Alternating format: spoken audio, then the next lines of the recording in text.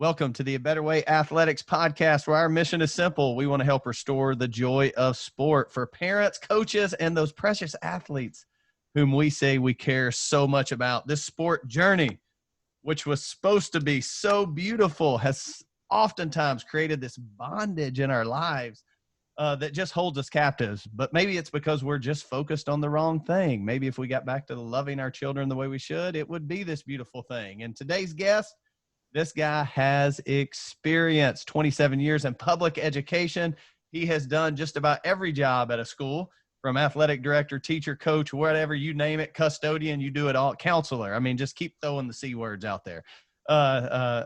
Educators have done all of those things, all the way from Colorado. Eric Hullen, he now works in the youth sport industry. I'm going to let him tell you about it. But Eric, thanks so much for being on our show today. Thank you, Heath. I appreciate the invite. Real excited to talk about something I'm passionate about, and that's youth sports. Not just from the perspective of a coach, a public school administrator, a director of a youth sport organization, but also my own personal experience as an athlete and as somebody who feels that many of the successes and lessons I learned through athletics really helped build me as a person, as a man, a husband, a father. And so a ton of value out there. And like you preach and talk about, we need to find out all the good things and make sure everybody's on the same page, working to the good things with a common purpose. Man, so good, Coach. And so you spent 27 years in public education. You were a high school athletic director. I mean, you've seen it at so many different levels, but what are you doing now? Tell us where you're at and what you're doing now. So I'm a director of a park and recreation department. It is affiliated with Widefield School District 3, which is located on the south end of Colorado Springs. It is the only park and rec organization that is directly connected and governed by a school district in the state of Colorado. So we have some uniqueness about us. We are really follow the public school model of serving a community and really finding ways to connect and complement our school district in which we serve. Man, so good. And man, I'm working with a group out of Canada right now, and I can't wait to share this with you. And it's this whole community revitalization project where it's the school and the local parks and rec, and it's all of us. We say at A Better Way Athletics, leadership is all about alignment. And when there's misalignment, it is not healthy for everyone involved. And that's why we're passionate about the parent and coach being in alignment for the sake of the child. And so, you've been in, again, all different facets of the athletic journey. You've seen it evolve and change. Tell us about some of the good changes that you've seen in the youth sport industry, because it can be easy for us to only see the negative. And I want us to celebrate the good as well. We need to celebrate the good. So what are some of the good things you've seen evolve in the world of athletics? And then maybe what are some of the red flags you see that we could push back against? Well, when I look back in my journey, as a youth athlete, really the school system had a monopoly on competitive athletics. And many times the coaches that were, whether at the high school or junior high or school system level, were the king of the castle. They were a singular voice, and how they saw things is how things went. And many times there were people doing the right things for the right reasons, but when they weren't, there wasn't as much check and balance or options for families, for athletes, for parents. Then as I, grew and came back and started working within public education as a coach myself, I saw many of the coaches that I worked with very threatened by the idea of a club coach or another entity that was now challenging their authority or challenging the way they thought coaching or working with kids should go. And I saw it as an opportunity now to work with, align with other people to grow programs and to grow individual children and families together.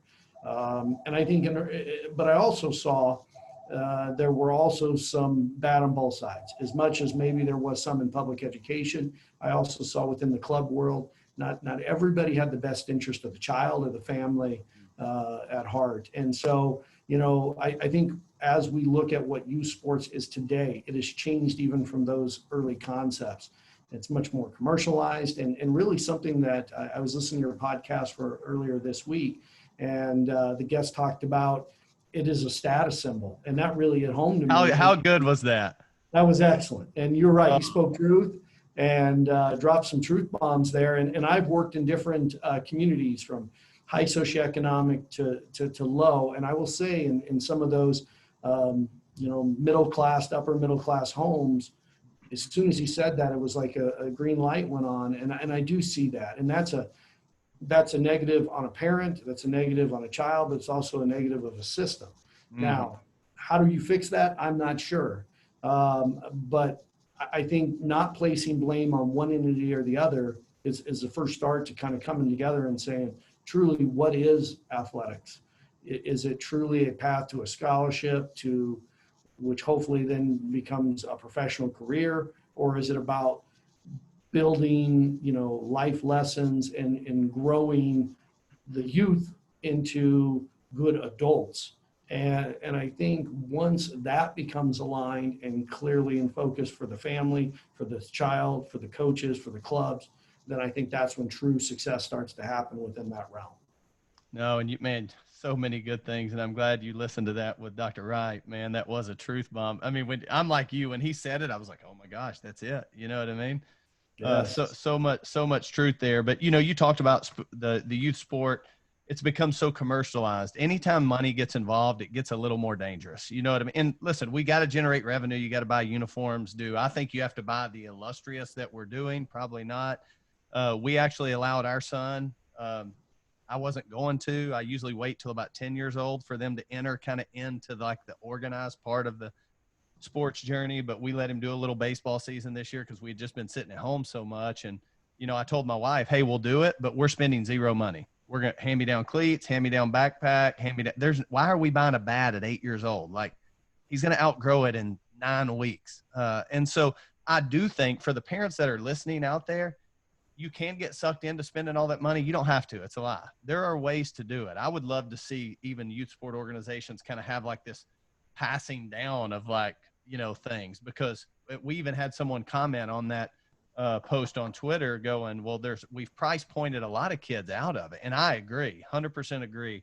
We've price pointed some kids out. So how can we make it available to many? Because, when we look at the primary purpose of sport, I love what 3D coaching talks about when they talk about the primary purpose of sport. And I have great friends in the organization, 3D coaching. They're crushing it, do such a good job.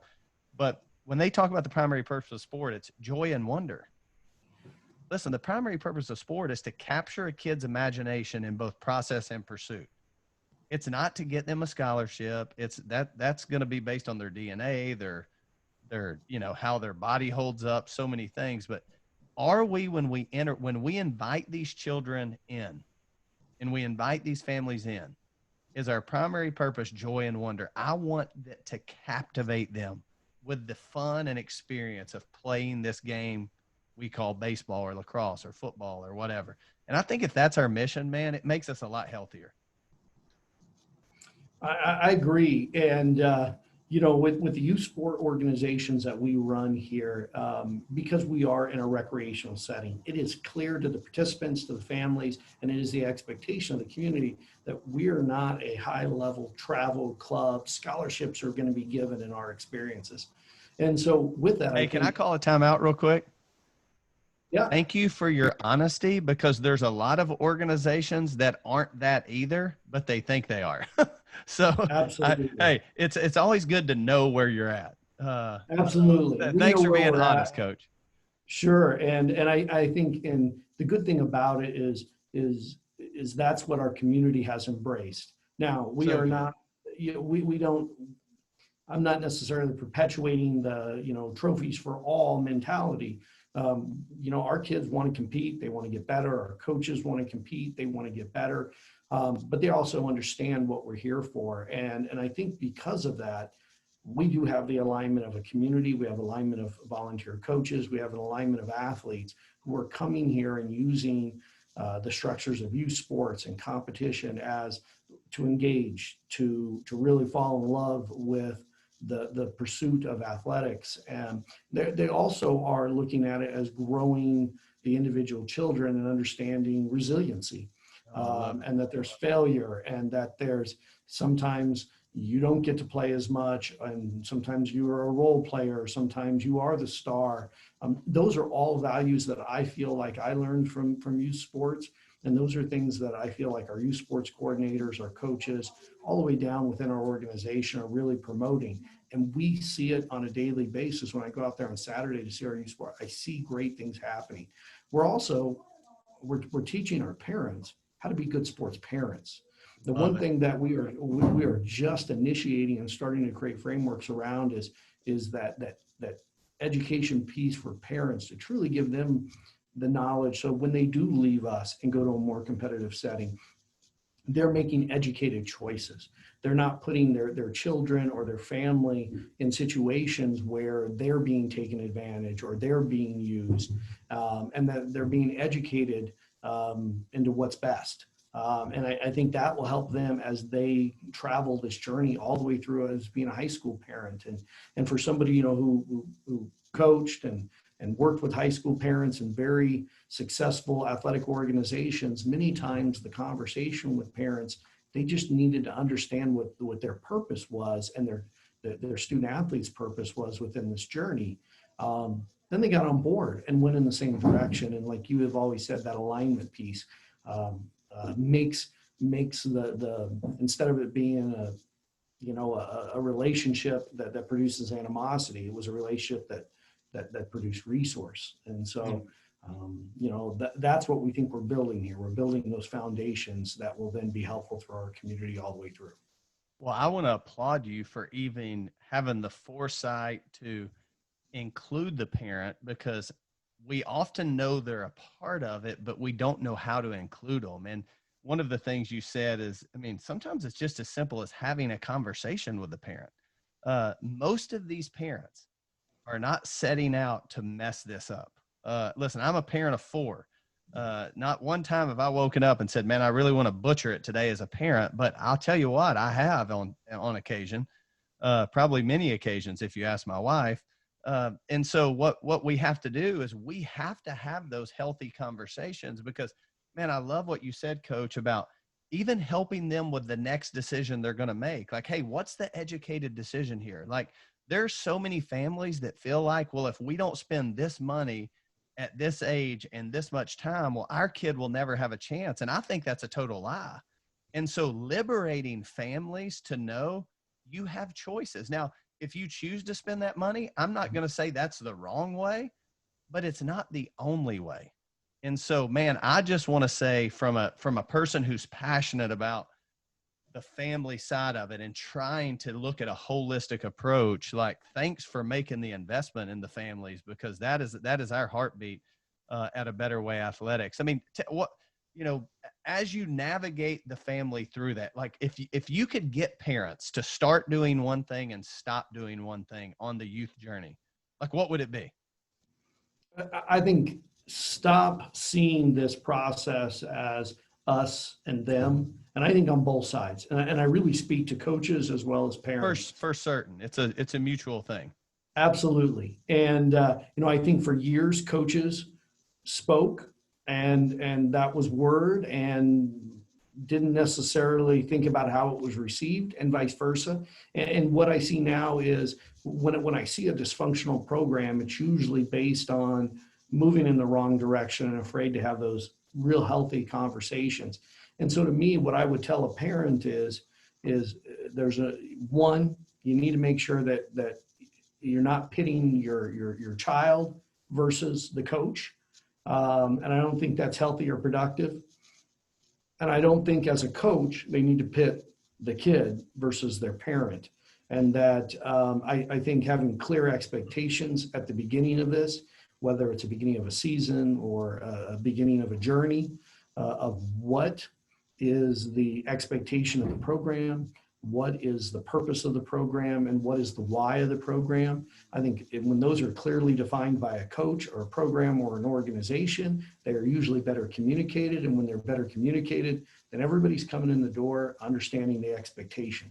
And that to me is the key there, is when you get everybody working in the same direction, then you only have the anomalies that occur that are just, no matter what happens, you're still going to have that weird situation. Yes. But the majority of things are going to go in the right direction, and they're going to move towards the common goal that you've established. Yeah, clear standards will not eliminate every fire, but it will surely decrease the intensity and frequency of the fires. Absolutely. And so many times from a coach, and this is from a former coach, and I always say, I know two things to be true. Parenting's hard, and I'm a parent, I know. The other thing I know to be true is coaching is hard, because I've been a coach. And so again, when there's clear expectations and there's a defined standard. And so for all of our coaches out there that are listening, I often say, hey, if you don't define the standard for the parent, they will gladly define it for you. And that's dangerous. And same is true, like from a parent, if you don't have values as a parent and you really don't know what your long-term goal is for your family, well, you'll kind of get sucked into some unhealthy youth sport activities and ideologies and principles and things like that. And so, as we move into this, you need to know, like, hey man, what is long-term? One of the number one questions I get, Coach Hullen, is that parents will ask me, well, when should my kids start sports? And I'm like, I don't know. Like, I've seen kids start at 12 and play in the NFL, and I've seen kids start at 8 and be an Olympic champ. But I think it's the wrong question. If we had more parents out there asking not, hey, when should my child start, but who do I want my son or daughter to be when they finish, we would make a much healthier decision in the beginning. I love what Tim Elmore says. I say it almost in every podcast we're on, but it's so stinking good. I'm looking it up in my notes here, but Tim Elmore says this about parenting. He says, the further out I can see, the better decision I will make as a parent. And that could even be true of a coach or a youth sport organization. As a coach, if I can see that one day these kids are going to be married and have children and work jobs, like, well, hey, I make a better decision as a coach, because I realize the framework of my influence. And even as an organization, why is it important for you to educate the parents? Because you see this journey is not just about 8-year-old baseball. It's about a child's life. And so, man, thanks for the work you're doing. So if that's what you would ask parents, if there's something you could ask coaches to do, coaching youth sport, hey, you're coaching six. I refer to youth sport as, 6 to 12. I know we start them at 3 now, whatever, but really 12 and under, I would consider youth sport. There's opportunity for all to play. No one's really getting cut. We may be on different tier teams or whatever, but there's opportunity. If you could tell coaches one thing, like, hey man, if we could change our thinking here, it would be so helpful, what would it be? I think really back to the alignment of the why. Why are you coaching? What are you wanting to provide? And I think even if a coach is working in isolation and creating their own programs, then having a why and a purpose is absolutely essential. I also think, from a director perspective, my job is to create that purpose and to make sure that those frameworks are in place. So when a coach comes on board, what we're doing and the purpose behind it should be defined for them. And then they're just putting their why into it. And the why should be about growing a person, and they're using the sport as maybe the vessel that they're going to take them on that journey. But they clearly need to understand that. And really, that really goes from the youth sport level all the way through. I'm not sure it stops at the college level. Some of the greatest college coaches that I heard speak and watch them practice, and it's about growing the person.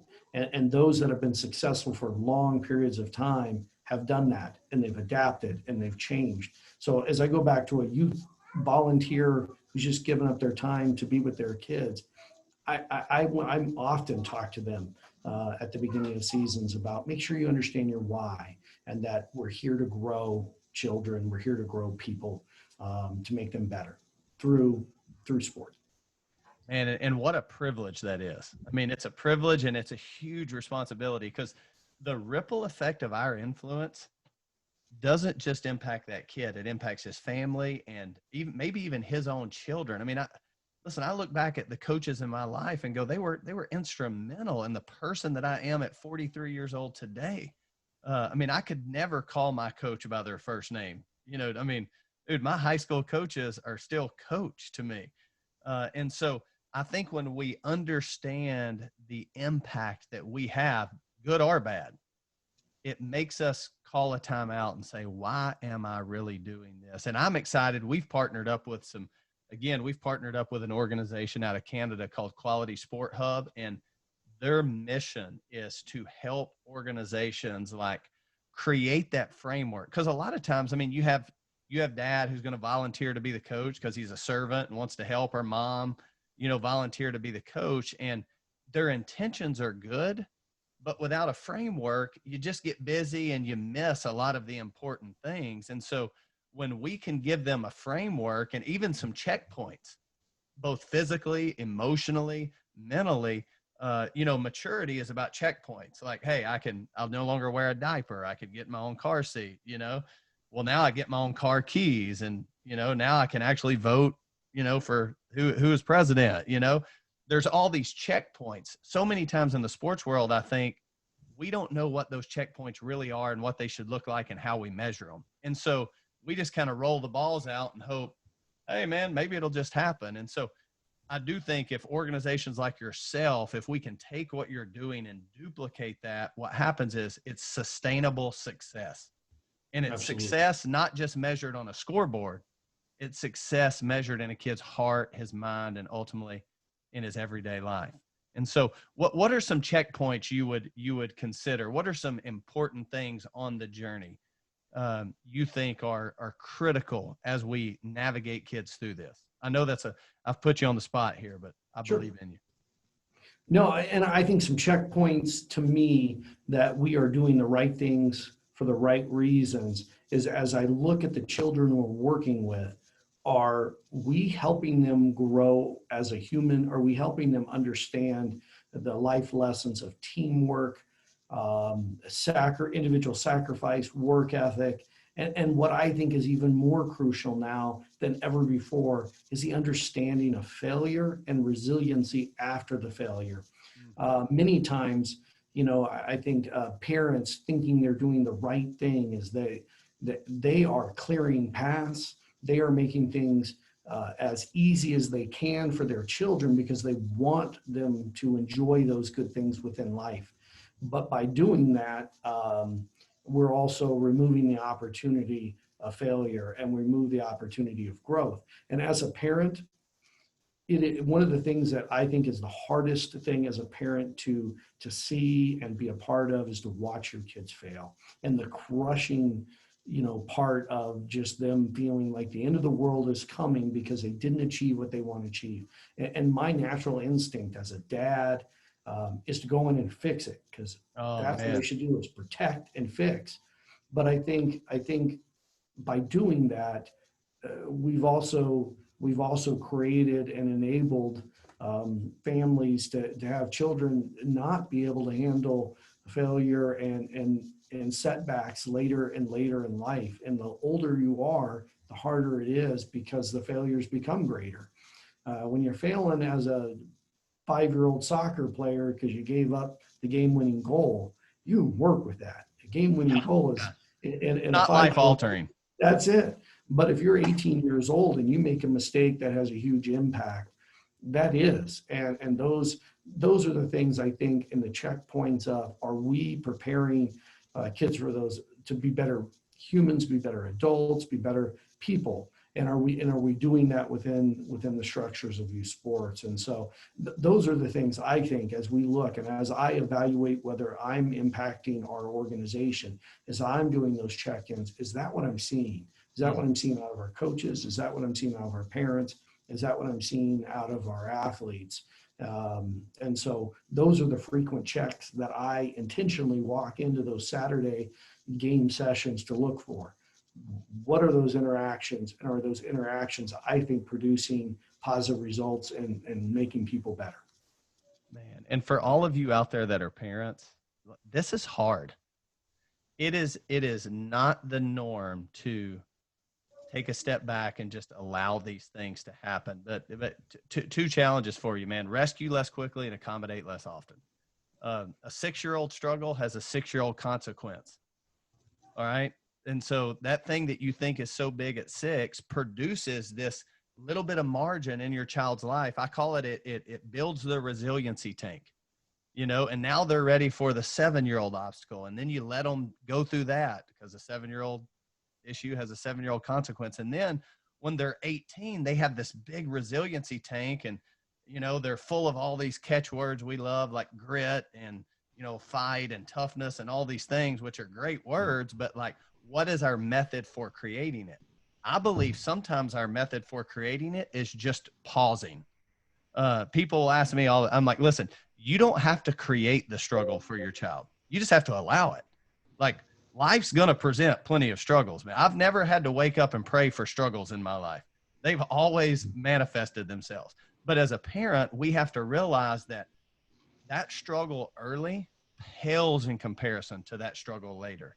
And so as painful as it is at 7, it pales in comparison to the pain at 20 or 21. And so, and from a mental health issue, even what we're seeing, like with teenagers' mental health, and that topic is, man, it's so deep and wide and woven with so many different things. But I truly believe, as a coach who's coached at the Division I level, the high school level, like, when you rob them of an opportunity to grow early and the weight hits them later, it's going to crush them. And so no one goes into the weight room at 8 and puts 400 on the bar. You know what I mean? You work your way up. You work on percentages and you move your way up. And so the same is true, I believe, as we raise our kids, even in the sport industry. You work on ages. Hey, 6-year-old struggle, let it be. They're going to argue. They'll get over it. They're sitting the bench. They struck out. Nope, just don't make a big deal out of it. And it'll create some resiliency in them for later. So let me ask you this. How can people see what you're doing there? What's the name of your organization? Where can they find you? Maybe there's listeners in Colorado Springs that say, hey, I want my child to be involved in that place. Absolutely. And what we've started is a development of a new social media campaign to try to expand and reach out. And so we are Widefield Parks and Recreation. We are affiliated with Widefield School District 3. If you go to whether it is Twitter, Instagram, Snapchat, or YouTube, you can find us on WPR Parks and Recreation, or at WPR Parks and Recreation. Please follow us. We continue to send out good information that I think ultimately connects our community, not just within the youth sport realm, but within all aspects of our community. And we want to provide opportunities for growth and wellness and health, and promote that throughout the Security Widefield area in Colorado. And I just want to give you guys a plug. Like, again, as a coach who's seen it at a lot of different levels, man, parents, this is the type of organization you want your kid in early. You don't have to drink the Kool-Aid of going all in competitive early. Like, let the journey create in them the things they need later. And so, like, man, listen, I would love to have a guy like you, right? And we have some great Parks and Rec stuff here in Cleveland, Tennessee. But man, I hope that we can make this the norm rather than the exception in the youth sport industry, because I think if we do, we'll look back in 10 or 12 years and say, hey, the sports world really produced some great things in our children. Because I think it's one of the healthiest things we can have our children in if our perspective is right as we navigate through it. So, man, Eric, thanks so much for your time today, man. Thanks for being an encouragement to so many parents, coaches, and youth out there. You support our mission, which is to restore the joy of sport for parents, coaches, and athletes. If you're a parent out there and you're interested in some education stuff, you can visit our website at abetterwayathletics.com. Click on virtual training. We have that for you as an individual.